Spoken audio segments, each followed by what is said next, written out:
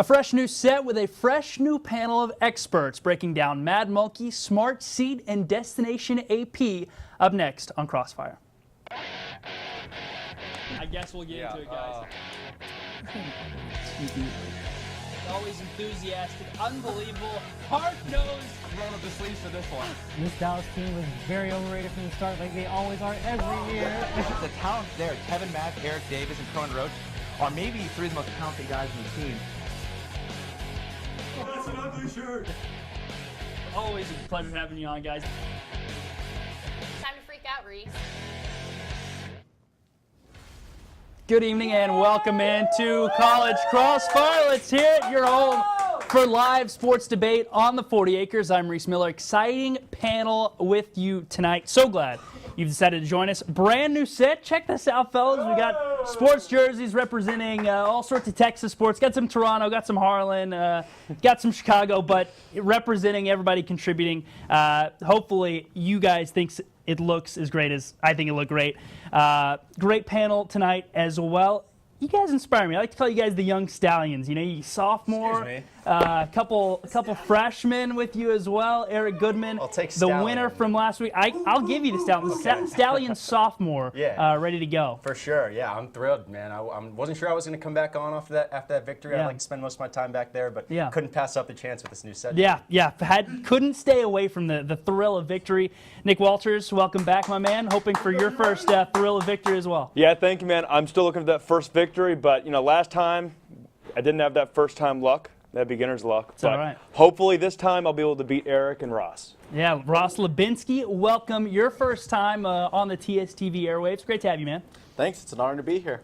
Glad Absolutely. to be joining you. All right, guys, let's go ahead and break in this new set with some Texas basketball. Playing in Lubbock, down 5 points at the half as we speak, 34-29.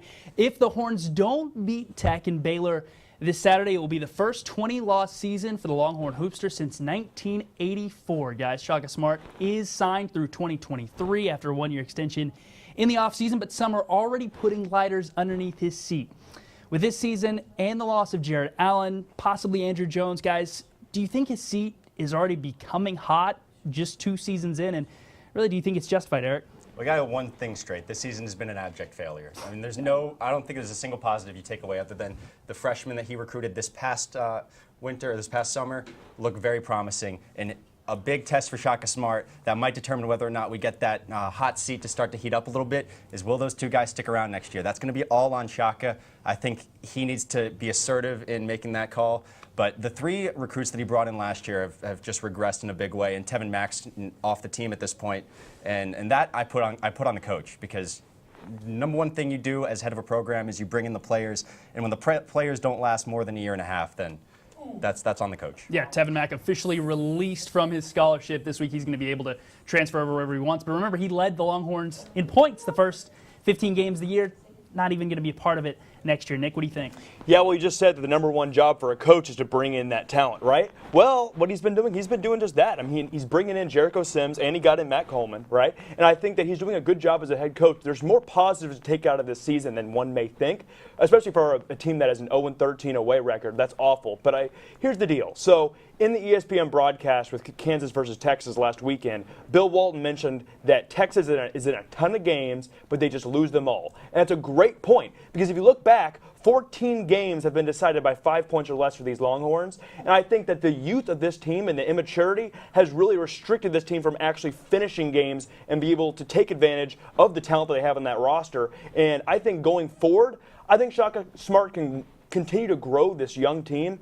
And I know there might be guys heading out with the draft and everything, but I do think that there's some room to grow with this team, and I think they'll get there. Wow. Okay. Little positivity. I like that. Yeah. Great stat, by the way. 14 games decided by less than 5 points. It feels like they're always in it, and they somehow always find a way to lose at the end. Winless on the road. Yeah, that's the biggest. Can't even get that's one? the biggest issue. If they don't win at Tech tonight, I don't know when's the last time that's happened. If it's ever happened, Ross, what do you think about this? See, I agree. I think Shaka Smart's first season, he had a lot of the same players that Rick Barnes had from his time. So obviously he was playing with a lot of the same players. And so this was his first year with all players that he recruited. And I think that, honestly, if we were to cut his contract short, you said he signed until 2022 to 2023. And I think that to judge so quickly would just be unreasonable, because we are not Kentucky. We are not a school that can just bring in players every year and then compete for national championships. That's just not ideal. And I think, honestly, Coach Smart's wreck havoc defense, I think, would be really good in the Big 12, which is a very potent offensive scoring league. Yeah, kind of similar maybe to the press style West Virginia, maybe a little bit of a different Absolutely. look. Haven't seen a ton of that. I appreciate the positivity from both you guys. Nick, do you have a retort? Oh yeah, I just think you have to look for a bright spot, because I think when you look at these locker rooms, I'm pretty sure, being at the games, and you've been at these games, I feel positivity out of the locker room. I think that the players, maybe not with the media, not right now because of the record, right? But I do think there's belief in the players, in this coach, and you can see it in the recruiting trail. And just last thing real quick, and Ross hit on it, Shaka Smart's not done the things that got him here, the things that made him a Final Four team at VCU. So those need to come out if he's planning on sticking around. Yeah, Eric, you're getting the points. I'm not saying fire the guy. I'm not saying he's on the hot seat yet. But this season is a failure. 10 wins currently so far. Might go 10-21. That's a failure. That's a reason to get people talking about this sort of thing, guys. At one point, the Texas women had won 19 games in a row and were on their way to winning the Big 12. However, 3 straight losses to close out the year before the win Monday at Kansas State. Guys, could demote the Horns to a 2 or 3 seed possibly. This team said its goal at the beginning of the season was to end up in the Final Four in Dallas this year. On the first day of March, guys, what are the weaknesses that will be holding this team back from getting there? Nick, we'll start with you. Well, you saw they just had a 3-game loss streak, and that really hurt them. And I think over those 3 games, I got another stat for you, 14-point differential in fourth quarter, so they're on the losing side of that one, and a 24-point differential in the paint. So I think that the issue with this team is that they're running out of gas. You can see at the end of the year, when they're in the paint, they're having trouble finishing, grabbing boards, posting up. And I think it's going to be very key going into the tournament that they have fresh legs. And I think time off, and I think that just recouping as a team is going to be able to do that for this team. Yeah, pretty young team as well. And talking about being in those close games, Iowa State, Baylor, and Oklahoma losses all by 1 possession. So it's not like they're too far off getting blown out. Ross, what do you think of these Texas ladies? I agree. I absolutely agree. So I covered the Iowa State game, and the Lady Longhorns did really great. They had a wonderful game, but just like you said, they were on a 3-game losing streak against tough opponents, but also at the same time, I think that shaky defense, turnovers, and missed shots are what's plaguing the Longhorns. They are not scoring enough points in the paint. They are losing gas as they go along. They start games off strong, but then they lose steam as they go. And I think you're exactly right. If they want to make it to Dallas, if they want to even have chances to host games here at Austin, Texas, they are going to have to go into the Big 12 tournament and win. Yeah, maybe round 3, Aston Mulkey. I certainly would love to see that. I think everybody would, Eric. You know I would. Yeah, for sure. You and I are both, we're in love with that rivalry. And the key thing, because Texas has the talent, and they're in every game against every opponent, at least since those 3 early losses against 3 of the top teams in the nation, they just got to close it out. You got to close out those games. You got to have somebody with the ball in their hand. And Brooke McCarty's been that in a lot of these games, just not particularly lately. I think the experience, maybe, you never want to say a good loss, but these, it was great to see a win and the winning streak lose the other night against Kansas State. So I think the Longhorns are going to be all right. I really do. And they just got to close out these tight games. Kansas State almost able to come back as well, made it close. Nick, I'm going to go ahead and give you the points here. You had the great stat, and I think it proves true. Points in the paint. Joyner Holmes against Baylor wasn't able to get it going, wasn't really able to finish late against Iowa State. I think you saw that. So I think the Big 12 Freshman of the Year, by the way, needs to make a little bit more of an impact late in games. She's one of those freshmen maybe you're talking about wearing out. Longhorn lady sweeping the Big 12 awards today, by the way. Kim Mulkey, speaking of that rivalry, earned her 500th win this past Saturday, along with another Big 12 title for the Bears. But what happened after the game is what people are talking about. Mulkey said in a post-game statement, if anyone tells their daughter you shouldn't go to Baylor, knock them right in the face. After that, she said, everyone should move on, look for a different story. The problems at Baylor are, quote, like those at any other university. I'm not sure how many other universities have the Texas Rangers investigating them. That news, of course, announced today. But, guys, what are your reactions to her comments? What can Baylor do to sort of try to repair this image? More news coming out this week. Another incident on campus. Certainly not helping Mulkey's case, Ross. The problem with Baylor is that they don't seem to be wanting to get over this. And the reason I say that is because at their final football home game against TCU, they hung banners in their stadium that stood CAB, the acronym for Coach Art Briles, sold Coach Art Briles t-shirts after the game. And obviously, they whether it's blissful ignorance or not, they just don't want to seem to get over this. And I understand that she is trying to get past this. As a coach, I understand. But from a woman who is so prominent in the women's basketball community and obviously as high-ranking as the Baylor's women's basketball team is, this is just outright disgraceful. It's this kind of insensitivity that got the chancellor fired, the athletic director fired, and the coach fired. And I just think that, honestly, that it's just a systematic, insensitivity that is killing this university. Yeah, it just seems like a general tone deafness, I would say, to the whole situation, Eric. What do you think? As far as Coach Mulkey, interesting. Wow. Okay. As far as Coach Mulkey's concerned, I appreciate her candor almost all the time. And in this case, it could have been worded a lot better, although I don't think it speaks that badly of her. I think it's her job to advocate for her school and to advocate for recruits to come to her school and say that this is the best college in the nation, because I think she does believe that, and I think she has to believe that in order to be a great coach and a great recruiter, which she is. So I don't want to, definitely need to rethink, reword, and I'm glad that she retracted her statement, which was the right thing to do, but definitely I don't want her to not speak her mind in the way that she does, which I like, and Carrie Aston does just as well. And it's great, and that's what we can appreciate about Kim Mulkey. And look, it's a tough position because you can probably say most of the people at Baylor are good people and trying to fix this and trying to do the right things. And I think Mulkey wanted to get to that point and try to move on, just chose the wrong words to do it. Nick, what do you think? Yeah, but in this situation, you're saying, oh, it's good for her to speak out and everything. But I think that, look, there's the saying that there's no such thing as bad publicity. In this case, I think that breaks the rule. All right, I think silence is golden in this situation. If any time you're speaking about the situation, it's putting more attention in the media to it. And in this situation, Mulkey is angry because the media is talking about it and defending the woman at Baylor University. This entire deal is about abuse of girls on that campus. Right? I do think that in the entire field throughout these athletic programs at Baylor, I think that they need to zip it and kind of back off and let the situation dissolve so that it's retracting more attention from the media and the public on this entire mess in Baylor. Yeah, it seems like every time they do hear maybe a month, a week of silence, something else comes out. You saw that just this week. They can't seem to get over it. Ross, I'm giving you the points here. Just seems to be a little bit of a tone deafness thing going on here, a little bit of lack of sensitivity, I would say, especially coming from Mulkey, who coaches some of these women as well. Guys, we're all tied up. Headed for the break, who improved and who should have done more, plus a lifetime Longhorns injury and how it could derail a dream season. That's next.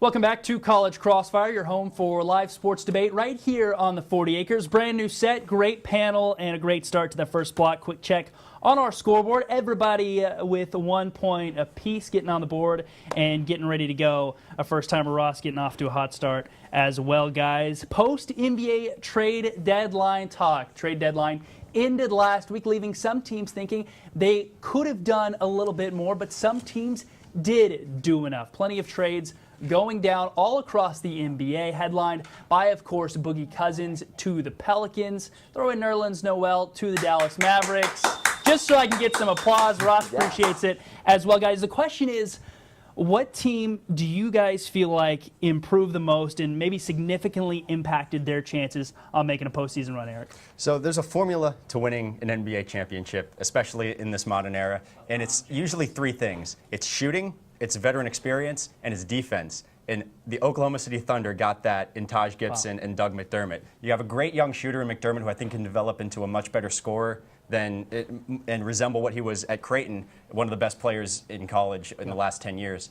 And then Taj Gibson, you love to have that guy on your team. He's going to do the dirty work. He's going to play that Steve Helwick game that we both know and love. And so I think that is going to be a great addition to the Thunder's team. And we'll talk about Durant in a second, but that makes the Golden State, that definitely makes Oklahoma City have more of a challenge to just putting people around Russ. And they're getting in his Cantor back sometime this week. Yeah. Suddenly Oklahoma City's looking a lot better. And they didn't give up hardly anything to get him. So I thought that was an excellent trade. Great trade. Nick, what do you think? A big part of this whole trade deadline deal is getting pieces of the puzzle together, not just for now, but for going forward. All right. And a quote from Dirk Nowitzki, just from this week. Love it. Right? Already I love it. He's a rim protector. He's long and he can finish around the rim. A guy that can roll and really sucks the defense in, helps all of us, not only myself. That's what our offense is. The big guy needs to roll and be a presence at the rim on both ends. And the Dallas Mavericks got their big man for the future from the Philadelphia 76ers and Nerlens Noel. All right, and they only gave up Justin Anderson, Andrew Bogut, and most likely only 2 second-round picks to do it. It's way under market value. They're getting that Tyson Chandler presence for their offense and especially that defense. And I think it works perfectly with Dirk Nowitzki and the entire rhythm of the entire offense. I think we're going to see that in the post-Nowitzki era and this year to make a run for that 8 seed. Yeah, I think obviously they're going to have to re-sign him. He's an unrestricted free Yes. agent or restricted free agent at the end of this year. They're going to sign him to possibly a 4-year max deal. This is a piece for the future. I think you're starting to see Seth Curry develop. I think Harrison Barnes is a starter for the future. And I think Nerlens Noel is hopefully your third piece of what could be a contending team, finally getting some youth back into that system. We'll see. I like it a lot. Ross, what do you think? While I never thought that I would disagree with my esteemed colleague here about the Dallas Mavericks, my hometown team, I think I do have to say that I think that the Toronto Raptors acquiring, what's his name, PJ Tucker, sorry, I almost slipped there. I think that was a really good run. I think it'll help them play defense more in the playoffs when they play teams, you know, like potentially Cleveland or whoever else that they may play. I think it'll be really good for their postseason run. Yeah, Toronto's kind of one of those teams that seems to be right on the verge and just not quite able to get over the Cavs. Cavs are the team, just to throw my own opinion out there, Andrew Bogut and Darren Williams, 2 former Mavericks for nothing. I think that's going to add a lot The to Raptors their also team got as well. Ibaka, if I'm not mistaken, although I think they gave up more than they should have to get him, so I'm not sure if Yeah, that was a net. I think definitely. that was a net Obviously, negative. lost Lowry, which is going to hurt them for Yeah. a little bit. Could have him back for the Sent postseason. Terrence Ross to hopefully. Orlando. Yeah, but that's good stuff. Eric, I think I'm giving you the points. I love the dynamic of the Western Conference. I love the idea of Oklahoma City being good with Russell Westbrook and not just being a fringe playoff contender. You're getting the points, guys. Moving on. Speaking of a now former member of the Oklahoma City Thunder squad, Kevin Durant injured his knee last night in a game against the Washington Wizards. He will be reevaluated in 4 weeks, guys. The Dubs hope he can still play in the regular season. Again, he's going to be reevaluated. He's got a right knee MCL sprain. Actually, friendly fire from Zaza Pachulia, if you guys saw it last night, looked pretty nasty. The question is, his status for the regular season is probably over. How does this affect them in the postseason? And are we starting to see a little vulnerability in the Dubs, Nick?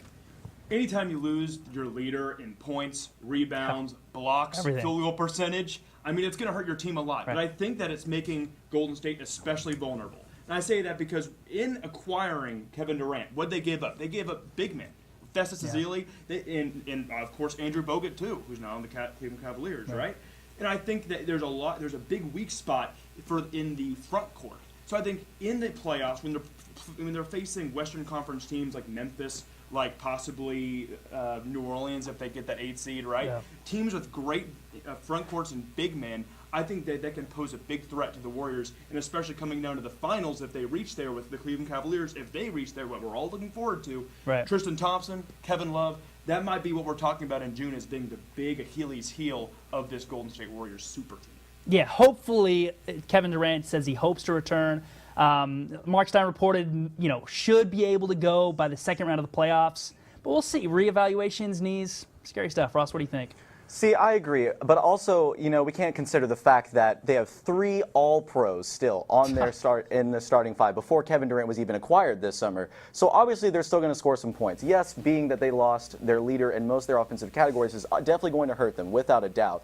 But they won't have to worry about that until they play a team like the San Antonio Spurs, when they have to actually, start playing defense. But I think for now they can cruise through the regular season, enjoy their awesome run, and then once it comes postseason time, then they should definitely start worrying. Yeah, Spurs, Rockets, starts to get a little bit more interesting when talking about matching up against a Kevin Durant-less Warriors team. Eric, what do you think? Yeah, I mean, the Western Conference, as much as it's been kind of one-sided towards either the Spurs or the Warriors in recent years, I think at this point there's a little more parity involved, and this only increases that. And I don't think the Warriors were guaranteed lock by any means, and they're certainly not now. Wow. And I think, you'll see a lot more competition. And the Thunder are hanging around that 7-8 seed at some point. If the Spurs overtake Golden State, 2-7 matchup, that's maybe the best first-round matchup we've seen in a long time. That'd be great, because normally, like last year, terrible 4 of the 5 matchups were just awful. Nick? Yeah, look, Ross was just saying that, they're going to cruise through the entire season. But look, you're talking about a vulnerability for the team. Look, they've lost games in this year to teams with big men, all right? 132 to 110 to Denver, and they lost twice to Memphis this year. So we're talking about vulnerabilities and weak spots. That's it. Yeah. Only 10 losses so far. Got their 10th loss last night. Maybe some vulnerability. I don't think the sky's falling. I'm going to go with Positive Ross over there on the corner. Positive Ross bringing home the points, guys. Moving on after spending a decade in Minnesota, like our James Grachos, as one of the best running backs in the league. For the first time in his career, Adrian Peterson will be a free agent when that period begins. Next week, March 9th, he has played just 19 games in the last 3 seasons, although he did lead the league in 2015. Rushing, guys. Pretty simple here. What's the best fit for free agent AP, Ross? Isn't it so crazy how free agents this summer are the running backs are Jamal Charles, Adrian Peterson, and Latavius Murray possibly. Like, there are just a lot of LeGarrette Blount, a lot of big-name running backs are going to be on the market this year. But a lot of them are going to be old and expecting big-time money. And it's understandable that the Minnesota Vikings just don't want to pay him the $18 million. But if I think they were going to go anywhere, I'd probably say the New York Giants, rushing 29th in the league last year. That's one of the troubles that they've had a lot recently. And I think that would be a good acquisition for them. Yeah, scary offense to think about that as a replacement for Rashad Jennings, Eric. Reese, this might surprise you because I'm a Giants guy. I don't want Adrian Peterson, and I don't think the Vikings should have wanted him either. I think they made the right business decision to cut him. He's over 32 years old, and that's the running back, dead spot. Yeah. He didn't have a great last season, or the last 2 seasons, so I think he's done. Yeah. I think he's going to go to a team and not have a great. Any team in particular? Probably the Raiders if they don't re-sign Murray. That's where all these old guys go. Watch out for New England. Seems like New England might sweep up another former All-Pro. Nick, what do you think? You had to steal it from me, right? All right, but no, look, what is AP looking for? He's looking for a team that can be a contender, that's already a contender, right? Or that one that makes him the last piece for that puzzle, right? But he's looking for a team that fits his talent. Right, Patriots were the 6th in the NFL last year in percentage of plays ran to the under center formation. That's 47.6%. In his entire career, AP's been great in the I formation, not shotgun, not the Giants offense, right? So I think it's blitz for 6. If Blount can get 18 touchdowns, I think AP can do fantastic on the Patriots. Yeah, never happened. They came up, they swept in Darrelle Revis, they got Randy Moss, they got Brandon Browner. I think that's where he's going. I think he should go to Green Bay, your team, as a replacement. No. I stole your point. I will give you a point. Eddie Headed Lacy, to a break, guys. Rapid fire. Coming up next, we will decide a winner. Keep it here.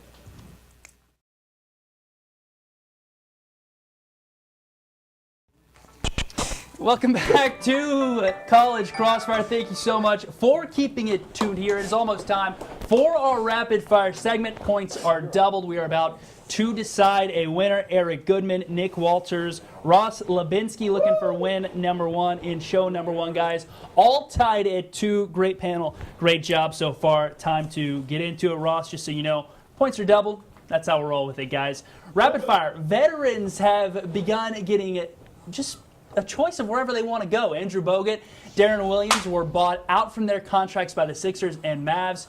They can pretty much go to the team of their choosing. Of course, they both chose to go to the Cavs. The question is, what team would you guys choose to go to?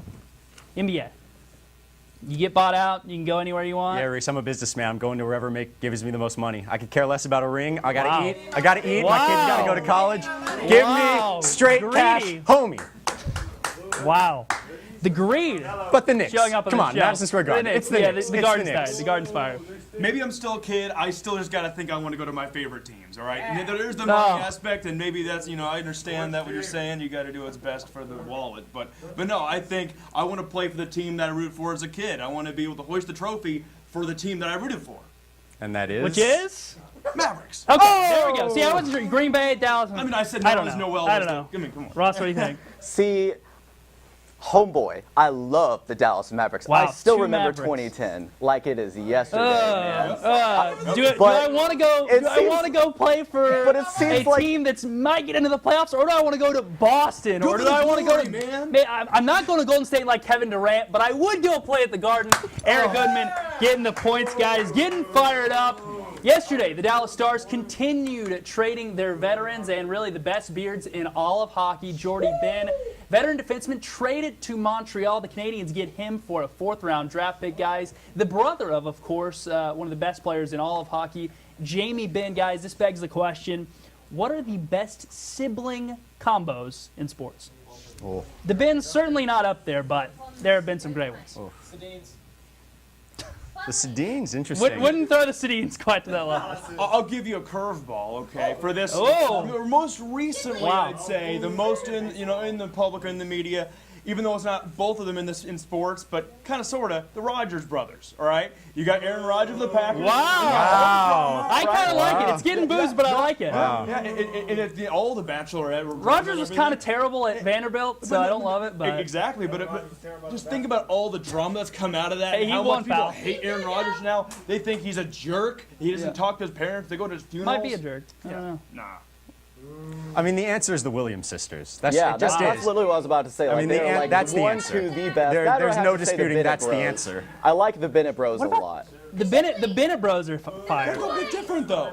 I mean, that's like saying, oh, Manning in football. I mean, come on. Manning in football, I like a lot. I mean, the Williams sisters are maybe two As of the a 4 Cowboys greatest. fan, I cannot I mean, say that greatest is the way probably Eli the Manning answer. was. Maybe the Harbaughs as coaches. Oh, get that out You know of what? here. Box you. Get that out Out of of the here. box, give him the 2 points. Headed for the final question, guys. We're going to keep this really short. Los Angeles Rams announced today they're going back to their old helmets. The White Horns are here to stay. Simple question, what franchise should bring back the old unis permanently? You cannot use the Rams.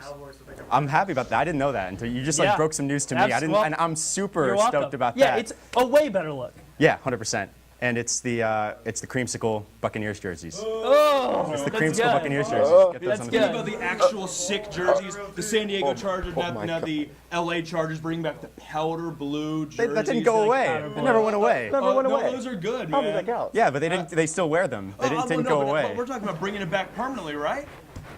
Yeah, that is the best uniforms in sports, I think. But they do wear it probably, I don't know, 2 or 3 times a year. As an alternative jersey? I mean, that's like saying the Pittsburgh Steelers are wearing those ugly bumblebee ones all the time. Those are awful. What's Those yours? are absolutely terrible. Obviously, the 1963 Dallas Cowboys jerseys, the Thanksgiving jerseys that we never wear anymore, Wow. makes me so sad because the NFL said we couldn't wear those 2 helmets anymore, and I never understood that. But I love those jerseys. They're so much better than the Color Rush ones. God, I'm with you. You sold me with the Cowboys. I wish they could wear the best uniforms in sports. Nick, I'm sorry to take another win away from you, but I'm giving Ross the points, the win in his first time. Wow. No time for FaceTime. Congrats, Ross Labenske. Nick, plenty more wins in your future. Eric, thanks for being on as always. Ross, hopefully you'll be on again. No time for FaceTime today, guys.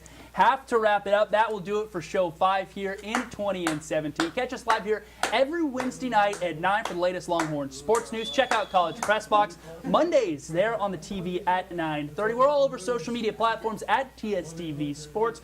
Ross is, again, your winner. Great job to everyone on the panel. Studio Master Control. A special thanks to you for spending your part of your Wednesday night with us. From everyone here at TSTV, have a wonderful Wednesday night.